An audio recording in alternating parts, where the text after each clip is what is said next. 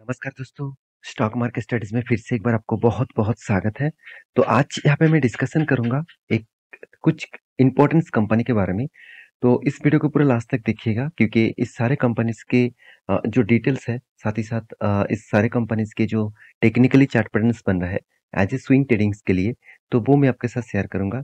तो वीडियो को लास्ट तक देखिएगा और अभी तक आपने चैनल को सब्सक्राइब नहीं किया तो ज़रूर कर लीजिएगा कंटिन्यूअसली इस तरीके से इन्फॉर्मेशन और वीडियोज़ पाने के लिए। तो चलो देख लेते हैं आज के स्टॉक के डिटेल्स के बारे में। देखिए सबसे पहले मैं डिस्कशन करूँगा ओलेक्ट्रा गिनटेक लिमिटेड के बारे में। ओलेक्ट्रा गिनटेक लिमिटेड आप सभी जानते हैं कुछ सालों तक मतलब 2002 से लेकर 2016 तक ये जो टाइम पीरियड है, ये टाइम पीरियड कंपनी के लिए एक फ्लैट मूवमेंट रहा था। उसके बाद देखिए 2017 से लेकर 2018 तक जर्नी हुआ। उसके बाद कोविड आया, कोविड में कंपनी के ऊपर गिरावट हुआ और कोविड के बाद जो धमाका हुआ, वो देखने का लायक है। क्योंकि तो ये जो धमाका हुआ सिर्फ एक ही वजह से, एक ही कारण की वजह से, वो भी ईवीज़। गवर्नमेंट ने जब ईवीज़ के ऊपर ज़्यादा से ज़्यादा टैक्सेस छूट दिया और बहुत ज़्यादा ईवीज़ सेक्टर को आगे बढ़ने के लिए यहाँ पे बहुत सारे फैसिलिटीज़ दिए, तब ईवी सेक्टर बहुत तेज़ी से ग्रोथ हुआ। उसके साथ ओलेक्ट्रा गिनटेक जो है, वो बसेस बनाने वाला कंपनी है और इस कंपनी भी बहुत तेज़ी से ग्रोथ किया। तो अगर मैं डाउन साइड तक अगर मैं कोविड से लेकर आज तक के डेटा दिखा दूँ, तो करीबन 1700% का रिटर्न दिया। तो 1700% का रिटर्न कंपनी ने दिया। अराउंड आपका फंड 17 टाइम्स मतलब 17 गुना कर दिया। तो कोविड के टाइम में जितने सारे दोस्तों निवेश करके रखे थे, आज भी निवेश करके रखे हैं, तो उसको 17 गुना रिटर्न मिला। तो यही होता है पावर किसी भी small cap and mid cap type company के ऊपर निवेश करने में। तो रही बात इस कंपनी के ऊपर बात करूँ तो बहुत सारे मुझे क्वेश्चंस आ रहा था, सर अभी क्या करूँ? अभी क्या इस कंपनी के ऊपर निवेश करूँ?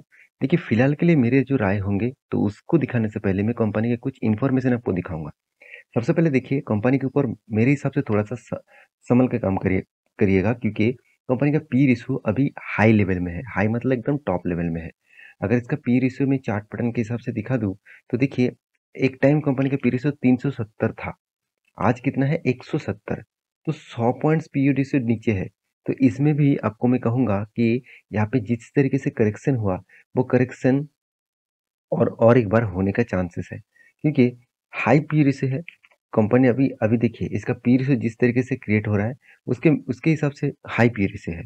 मगर यहाँ पे इसका पहले जो हाई था, वो बहुत ज़्यादा था। तो अभी फिलहाल के लिए पी रेशियो के हिसाब से देखा जाए तो बहुत हाई वैल्यूएशन है और अगर टॉप लेवल से देखा जाए तो कंपनी का पी रेशियो सस्ते में है। तो मैं इसलिए थोड़ा-सा सँभल के काम करूँगा क्योंकि हाई पी रेशियो में मैं कभी भी ट्रेड नहीं करता और जिस तरीके से टेक्निकली चार्ट पैटर्न्स बन रहा है, वो कभी न कभी यहाँ पे गिरावट का माहौल दिखा सकते हैं। तो देखिए कंपनी का देखिए आरओई तो दोनों ही एवरेज लेवल के आस-पास है और कंपनी की डेप्थ कम है। कंपनी की जो इनकम है, वो कंटीन्यूअसली ग्रोथ होता जा रहा है। सेल्स भी ग्रोथ हुआ, इनकम एक्सपेंस भी मेंटेन हुआ, उसके बाद देखिए इनकम भी ग्रोथ हुआ। ये सारे पॉइंट मेजर करते हैं कि कंपनी का ग्रोथ जो है, वो कंटीन्यूअसली जर्नी में देखने को मिला है। तो कंपनी आपको धमाका रिटर्न भी दे दिया। तो कितना रिटर्न दिया आप देख सकते हैं 10 साल में 60%, 5 साल में 50%, 3 साल में 180% और 1 साल में 125%। तो हर पैरामीटर तो ठीक-ठाक है। तो इसलिए कंपनी के ऊपर लॉन्ग जर्नी के लिए क्या करना है, चलो मैं आपको बताता हूँ। सबसे पहले देखेंगे तो इन्वेस्टर। देखिए प्रोमोटर के बाद एफआईएस ने भी छोटा-मोटा माल उठा के रखे थे, आज होल्डिंग बढ़ा चुके हैं। डीएस के पास एकदम छोटा-मोटा होल्डिंग्स है और बाकी होल्डिंग्स पब्लिक के पास है। अगर मैं इसी कंपनी के म्यूचुअल फंड वाले ने क्या किया वो मैं आपको दिखा दूँ, ध्यान दीजिएगा। म्यूचुअल फंड वाले ने कंटिन्यूअसली बाइंग किया। लास्ट जो मंथ गया जून मंथ, वहाँ पे हाईएस्ट बाइंग किया गया।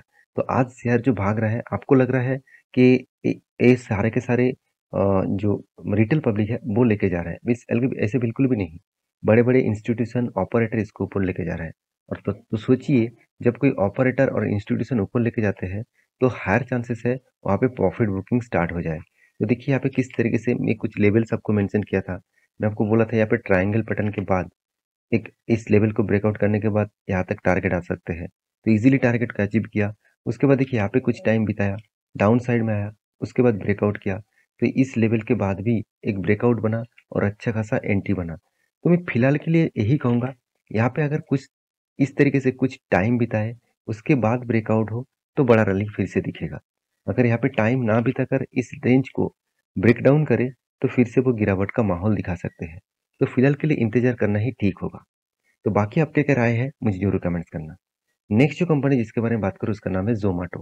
देखिए ज़ोमैटो आप सभी जानते हैं फूड डिलीवरी इंडस्ट्रीज़ में एक लीडर कंपनी है। क्योंकि देखिए स्विगी, ज़ोमैटो, डंज़ो ये सारे के सारे फूड डिलीवरी कंपनी है। तो डंज़ो आप सभी जानते हैं मैं इसके ऊपर भी एक वीडियो बना के दिया। तो डंज़ो स्टॉक मार्केट में लिस्टिंग नहीं है, मगर डंज़ो किसकी कंपनी है, वो मुझे कमेंट्स करके ज़रूर बताना। मुझे भी पता चलेगा कि आप स्टॉक मार्केट के बारे में कितना जानकारी रखते हैं। तो देखिए यहाँ पे मार्केट कैप के हिसाब से देखा तो 70,000 करोड़ के आसपास है, मगर इस कंपनी के आरओसी, आरओई, एनुअल इनकम सब कुछ नेगेटिव है। हाँ, अभी जो नेगेटिविटी जो है वो बहुत कम है। अगर मैं प्रॉफिट लॉस के बारे में बात करूँ, देखिए सेल्स कंपनी के ऊपर हर साल इंक्रीज होता जा रहा है और इस बार कंपनी का हाईएस्ट सेल देखने को मिला। 4,000 से 7,000 मतलब करीबन 3,000 करोड़ ज़्यादा सेल्स यहाँ पे किया गया और इस ज़्यादा सेल्स होने के कारण कंपनी के जो एक्सपेंस है, ये भी देखिए ज़्यादा हो चुके हैं। तो ज़्यादा मतलब जितनी कंपनी का एक्सपेंस इन सेल्स है, उससे ज़्यादा हो चुके हैं और इसके चलते कंपनी का जो प्रॉफिट मार्जिन है, नेट प्रॉफिट, वहाँ पे देखिए लॉसेस। हाँ, ये कह सकते हैं कि सर प्रीवियस जो लॉसेस था, उसको कंपनी ने कम किया। ये बात भी सही है। तो कितना कम किया और इस क्वार्टर में कितना कम कर पाएँगे, वो देखना बहुत इम्पोर्टेंस होगा। तो फिलहाल के लिए 1 साल में कंपनी अच्छा खासा रिटर्न तो दे दिया। सेल्स ग्रोथ तो ठीक है, प्रॉफिट ग्रोथ में मार्जिन में थोड़ा-सा इम्पैक्ट है। आरओसी नेगेटिव में है। तो इन्वेस्टर के बारे में बात करूँ तो ध्यान दीजिएगा, प्रोमोटर के बाद यहाँ पे देखिए एफआईएस ने भी माल उठाना स्टार्ट कर दिया। सॉरी प्रोमोटर तो नहीं है, यहाँ पे देखिए डीएस ने सबसे ज़्यादा होल्डिंग्स उठा लिए और सॉरी एफआईएस ने सबसे ज़्यादा होल्डिंग्स उठा लिए और डीएस के पास जो होल्डिंग्स है, वो देखिए 8.04 के आसपास और पब्लिक के पास उसके बाद सबसे ज़्यादा होल्डिंग्स है।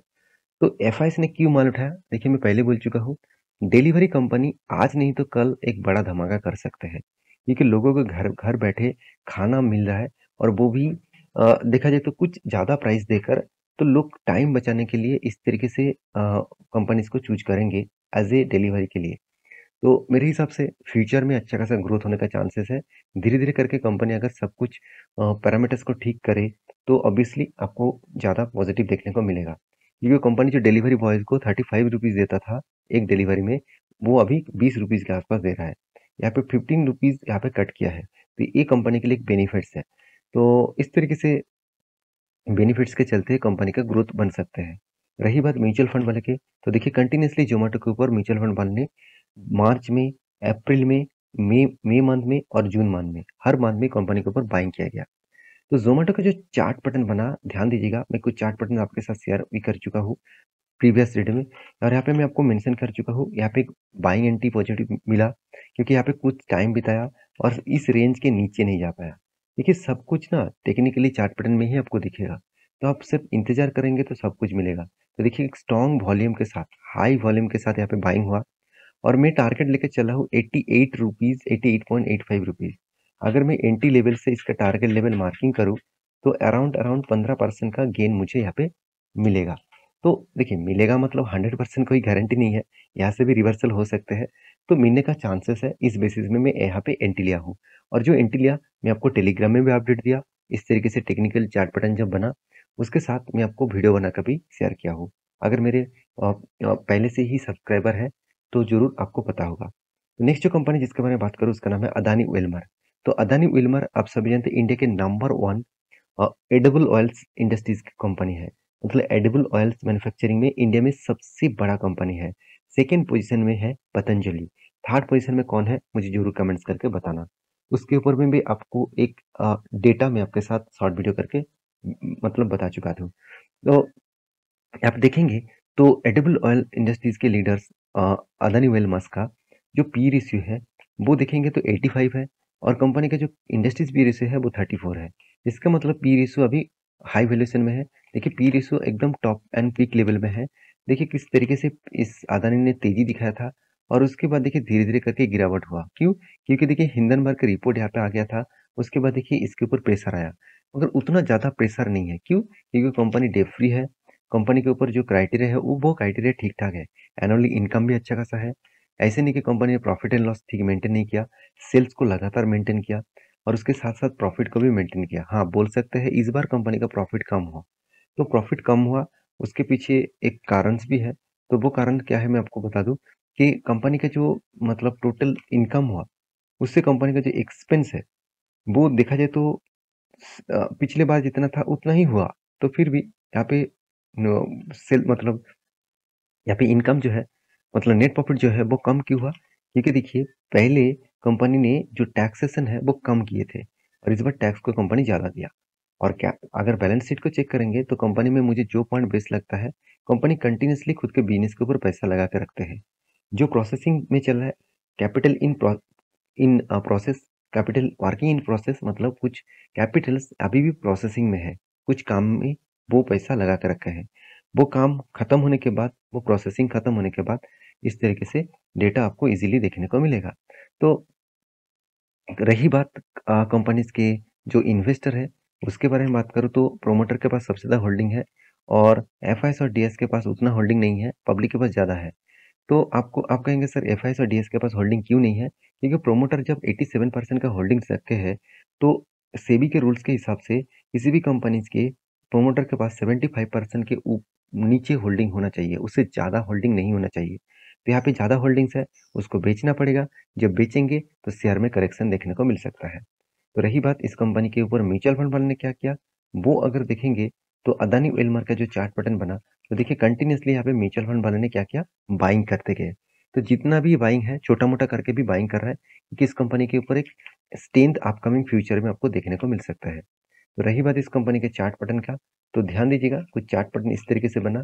तो मैं इंतजार कर रहा हूँ इस लेवल तक आने का, क्योंकि यहाँ पे जो चार्ट पैटर्न बना वो चार्ट पैटर्न किस तरीके से बना मैं आपको एक बार शेयर कर देता हूँ, एक बार डिलीट करके। हाँ अभी ठीक है। कितना 32% का गेन यहाँ पे मिल सकता है। तो यहाँ पे कंटिन्यूसली बाइंग का गेन मिला और यहाँ पे मैं वेट कर रहा हूँ, यहाँ पे जब इस लेवल को टच करेगा तो मैं एंट्री लूंगा और मेरा टारगेट रहेगा इस हायर लेवल तक, क्योंकि इस तरीके से स्ट्रैटेजीज में बहुत बार आपके साथ डिस्कस कर चुका हूँ। अगर इस तरीके से स्ट्रैटेजीज आप सीखना चाहते हैं तो मुझे जरूर कमेंट्स करना। और ये जो स्ट्रैटेजीज है मैं दो तरीके से चीज को फॉलो करता हूँ।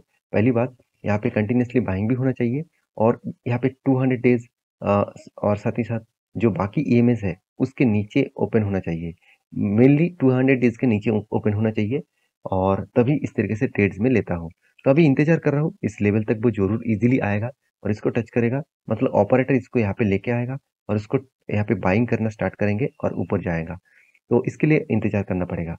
नेक्स्ट जो कंपनी जिसके बारे में बात करूँ वो है बीएससी लिमिटेड। देखिए बीएससी लिमिटेड एक ऐसे कंपनी है जो अपकमिंग ईयर्स में आपको बहुत बड़ा धमाका दे सकते हैं। एक मल्टी बैगर रिटर्न देने के लिए कैपेबिलिटी भी है, क्योंकि इस कंपनी के ऊपर खासियत यही है कि सबसे पुराना एक्सचेंज है। उससे उसके साथ साथ स्टॉक मार्केट में जब लोगों का निवेश बढ़ेंगे तो डायरेक्टली फायदा एक्सचेंज को ही मिलेगा, क्योंकि ज़्यादा से ज़्यादा कंपनीज स्टॉक मार्केट में लिस्टिंग होंगे और उस कंपनी के ऊपर लोग ट्रेड करेंगे, इन्वेस्टमेंट करेंगे, तो डायरेक्टली एक कमीशन बीएससी को मिलेगा और एनएससी को मिलेगा। तो एनएससी तो स्टॉक मार्केट में लिस्टिंग नहीं है, तो बीएससी अकेला मार्केट में लिस्टिंग है, तो डायरेक्टली फायदा इसी को ही मिलता है। तो मैं बीएससी के ऊपर एक ही बात कहूंगा, कंपनी में दम है। कंपनी में दम इसीलिए है कि रिजर्व लगातार बढ़ते जा रहे हैं और 1 रुपया कर्जा ना लेकर काम कर रहे हैं। इसका मतलब टोटली डेट फ्री कंपनी है और फिक्स एसेट भी लगातार लगातार बढ़ते जा रहे हैं। दूसरा पॉइंट जो है वो मैं आपके साथ शेयर करूँ, कंपनी का रेशियोज। कंपनी खुद का रेशियोज को मेंटेन कर रहा है, मतलब एक मंथ के अंदर अंदर कंपनी जो प्रोडक्ट सर्विसेज दे रहा है वो प्रोडक्ट के हिसाब से कंपनी को पैसा भी एक मंथ के अंदर अंदर मिल रहा है। तो ये एक पॉजिटिव साइन है किसी भी कंपनी के लिए। तो मेरे हिसाब से इस कंपनी के ऊपर फोकस रखना बनते हैं। तो रही बात म्यूचुअल फंड वाले ने क्या किया, ध्यान दीजिएगा। मार्च मंथ में इस कंपनी के ऊपर बहुत बड़ा सेल ऑफ किया गया था, मगर जून मंथ में क्या हुआ, फिर से म्यूचुअल फंड वाले ने यहाँ पे बाइंग करना स्टार्ट कर दिया। तो इसका मतलब कंपनी में एक पॉजिटिव प्लस पॉइंट यहाँ पे देखने को मिलेगा, क्योंकि यहाँ पे देखिए इस तरीके से जो जून मंथ में बाइंग हुआ, आपको क्या लग रहा था कि यहाँ पे पब्लिक ने बाई कर रहे थे? बिल्कुल भी नहीं, ऑपरेटर बाई कर रहे थे, क्योंकि जो चार्ट पैटर्न यहाँ पे क्रिएट हुआ ना, वो चार्ट पैटर्न बहुत धमाका चार्ट पैटर्न क्रिएट हो रहा है।